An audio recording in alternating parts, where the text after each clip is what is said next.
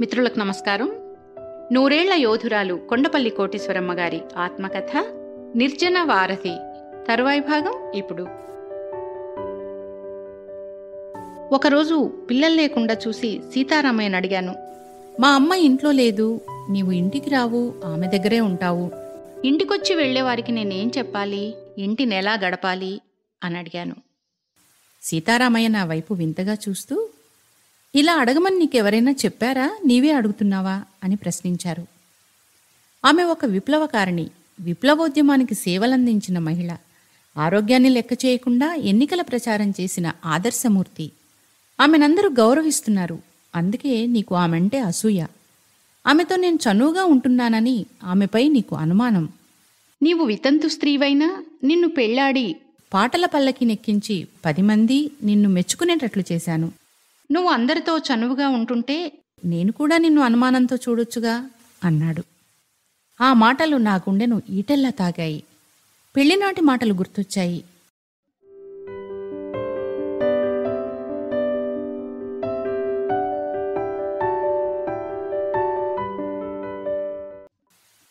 అమాయకంగా చూసే నీ కళ్లల్లో మాలిన్యం లేని నీ మనసు అందంగా కనిపిస్తుంది.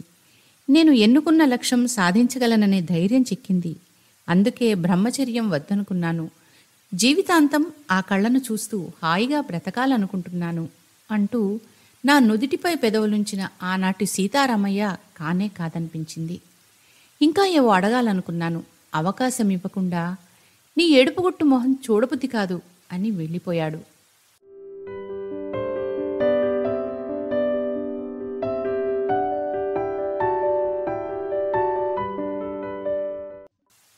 ఓ వారం తర్వాత సీతారామయ్య తండ్రి గారు పొలంలో పండిన నువ్వులు పట్టుకొని వచ్చారు. ఇంట్లో ఎవరో ఒక ఆమె ఉందన్నారు, లేదా అని అడిగారు. వెళ్ళిపోయిందని చెప్పాను. 2 రోజులున్నారు. కొడుకు ఇంటికి రాలేదు, చూడకుండానే ప్రయాణమయ్యారు. మా అమ్మని పంపమని అడిగాను. దుఃఖం వచ్చింది. ఎందుకమ్మా కన్నీళ్ళు? మన పొలంలో 25 పుట్లకు పైగా వడ్లు పండాయి, కొద్దిగా నువ్వులు కూడా పండినాయి. ఇక మీదట అందరం సుఖంగా బ్రతుకుతాం. వాడికి పార్టీ ఎక్కువ, వాణ్ణి చూడకుండానే వెళ్ళిపోతున్నాను, నీవు బాధపడొద్దు అన్నారు. ఒక్కదాన్ని ఉండలేకపోతున్నాను, మా అమ్మని పంపండి అని మరోసారి చెప్పాను.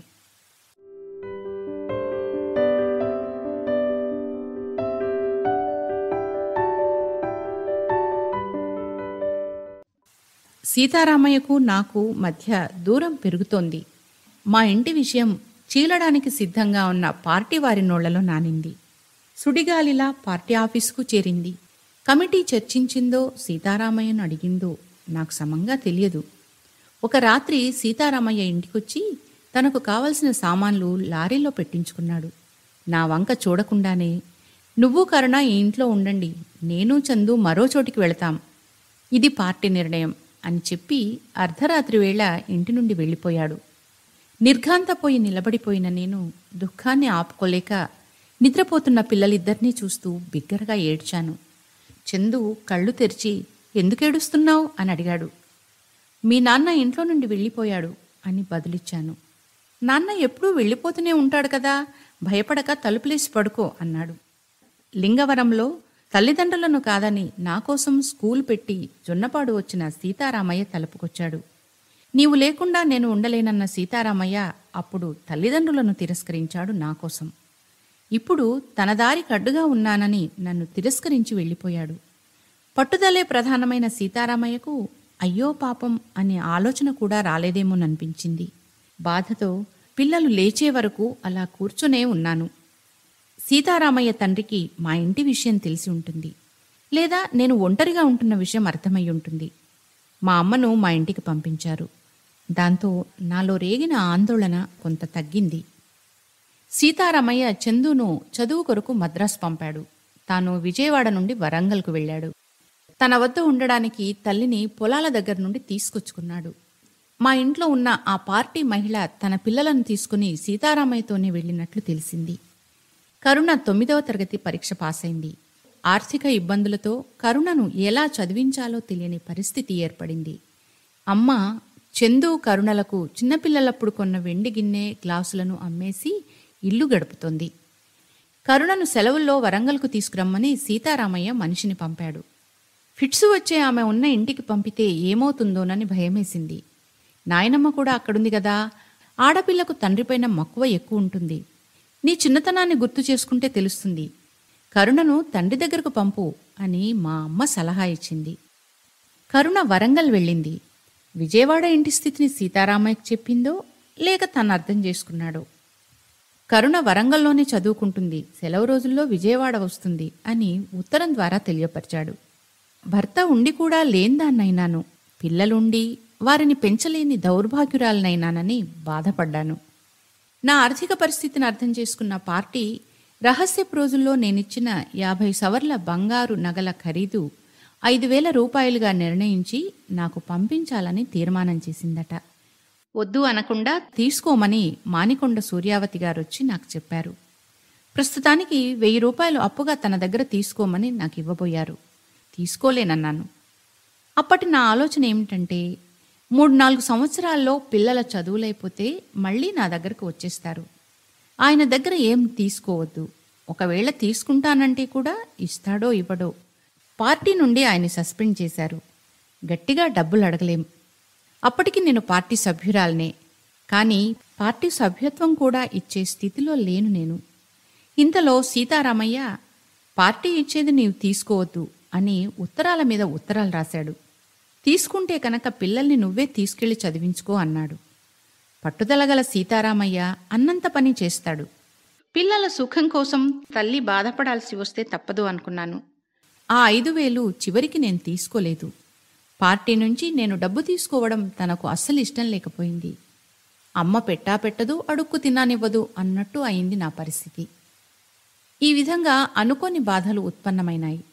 సంసార జీవితం ఛిద్రమైపోయింది. ఉద్యోగం చేయాలంటే నేను పెద్ద చదువు చదవలేదు. హైస్కూల్ చదువు నా అంతట నేను మానేశాను. నా కరుణ చదువైనా హైస్కూల్తో ఆగిపోకూడదనుకున్నాను. మెడిసిన్ చదవాలనే కరుణ కోరిక తీరాలని మనసారా అనుకున్నాను. అందుకే కరుణను నా వద్దనే ఉంచుకోవాలి అనే కోరికను చంపుకున్నాను.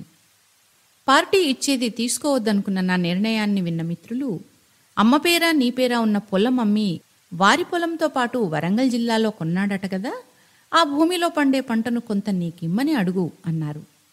కన్నవారు పెట్టిన నగల తాలూకా పైకాన్నే తనకు కావాలన్న సీతారామయ్య కన్నవారిచ్చిన పొలంలో పంట కావాలంటే ఇస్తాడా? ఒకవేళ ఇస్తే తనకు వచ్చే ఆదాయం పిల్లలను పెంచడం కోసం, చదువులు చదివించడం కోసం సరిపోతుందా? అప్పుడు పిల్లలను తీసుకుని వెళ్ళమంటాడు. తండ్రిని చూడకుండా పిల్లలు ఉండగలరా అనే ఆలోచనలో పడ్డాను. అక్కరకు రాని ఆలోచనలు అవసరాలకు ఉపయోగపడవు అంది మా అమ్మ. మా కుటుంబం చీలిపోయినట్లుగానే పార్టీ రెండుగా చీలే పరిస్థితి మరింత దగ్గర పడింది. బాధ అనిపించింది. ఏడ్చాను. ఒకవైపు సుందరయ్య గారు, మరోవైపు రాజేశ్వరరావు గారు. ఇద్దరినీ అభిమానించే నేను ఎవరిని కాదనగలను? నా బాధలు ఎవరికి వినిపించగలను? వారికి దూరమవుతున్న బాధ, ఆర్థిక బాధ ఆలోచించే శక్తిని దూరం చేశాయి. ఇంట్లో 2 గదులు అద్దెకిచ్చి అమ్మ నేను ఒకే గదిలో ఉండాలనుకున్నాం. అమ్మ దొడ్లో కూరగాయలు పూలు పండించి వాటిని లబ్బిపేట మార్కెట్లో ఇచ్చి బియ్యం పప్పులు వగైరా తేవడం మొదలుపెట్టింది. ఒక పూట తిని తినక ఉంటున్న మా దగ్గర కాకుండా కరుణ తండ్రి దగ్గర ఉండడమే మేలనుకున్నాం. కానీ కొంతమంది భర్తను వదిలేసింది చాలక పిల్లలను కూడా వదిలేసిందని ఎగతాళి చేశారు. ఆమెకు ఆస్తి ఉంది కాబట్టి ఆమె ఆస్తితో పిల్లలు చదువుతారని వదిలిపెట్టింది అన్నవాళ్లు ఉన్నారు.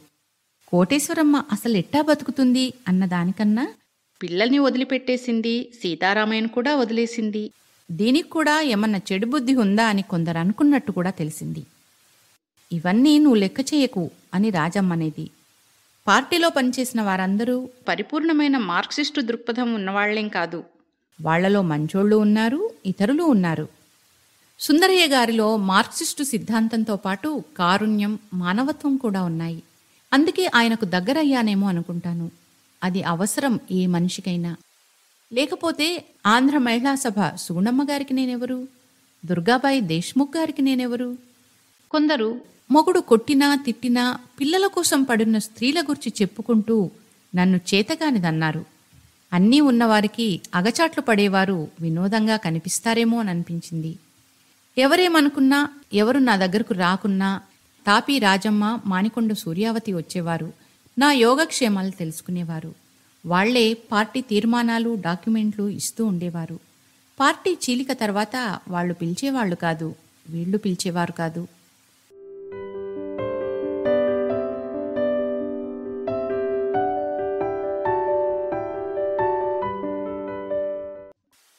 కామ్రేడ్స్తో, ప్రజానాట్య మండలి కళాకారులతో కళకళలాడిన ఇల్లు సీతారామయ్య వెళ్లగానే బోసిపోయింది.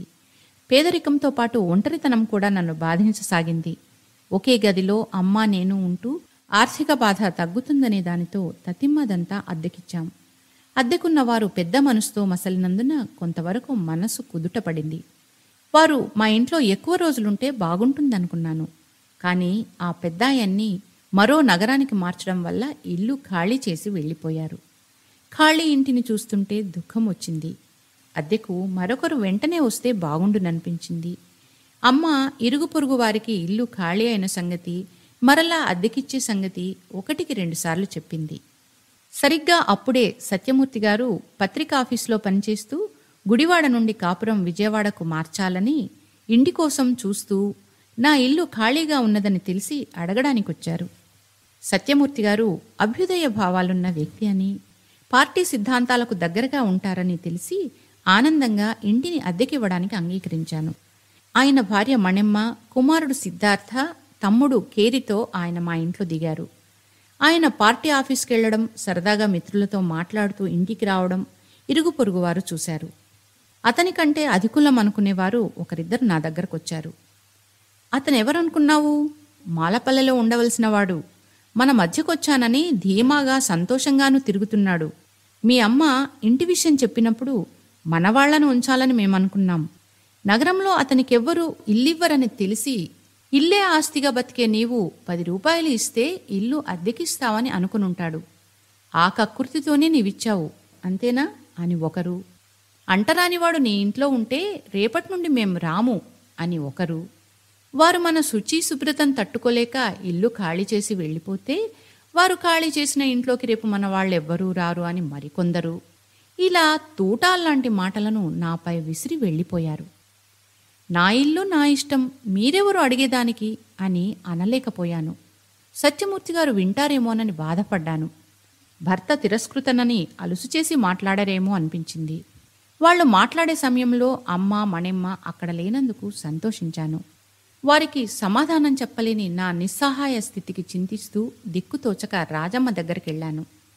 దాసరి నాగభూషణం గారు పరిపూర్ణ గారిని వివాహం చేసుకున్నా, శేషారత్నం గారు జొన్నపాడు యువకుడు తిరుపతి గారిని చేసుకున్నా మన వాళ్లకు ఇంకా కులం పట్టింపులు పోలేదంటే అది ఎంత బలమైందో, ఎంత లోతుగా వేళ్ళూనిందో ఆలోచించమంది. సత్యమూర్తి గారు సహృదయుడు, సామ్యవాది, అన్నీ ఆలోచిస్తాడు. ఇలాంటి వాటన్నిటినీ లెక్క చేయడు. ఆయన మీ ఇంట్లో ఉండడం ఆయనకు నీకు కూడా మంచిదే అంది రాజమ్మ. గుంటూరు బాపనయ్యను సమాజం ఎట్లా బాధపెట్టింది, పార్టీ యువకులు రక్షణ ఇచ్చి ఆయన చదువుకోవడానికి ఎట్లా సహాయపడింది చెప్పి సత్యమూర్తి కూడా అలాగే ఎదుగుతాడు అనంది. మా సంభాషణ విన్న రాజమ్మ భర్త మోహనరావు గారు, హిందూ దురాచారాలను తొలగించడానికి ఎంత ప్రయత్నించినా మనలో ఎంతో కొంత ఉండిపోతూనే ఉంటాయి.